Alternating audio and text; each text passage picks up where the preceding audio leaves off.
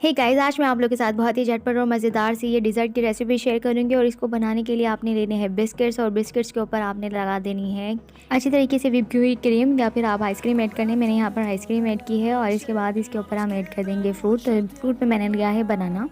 Fruit आपके test के according है, कोई सा भी आप ऐड कर लीजिए। अब इसके ऊपर हम ऐड कर देंगे चॉकलेट सिरप और चॉकलेट सिरप ऐड करने के बाद अनदर बिस्किट रख देंगे। और यहाँ पर देखिए बिल्कुल बनके तैयार है। अब इसके ऊपर हम फाइनल टचिंग करेंगे तो एंड में हमने दोबारा से क्रीम ऐड करनी है और आइसक्रीम ऐड करने के बाद में ऐड कर देंगे बनाना के स्लाइस और फिर इसके ऊपर ऐड कर देंगे थोड़ा सा चॉकलेट सिरप।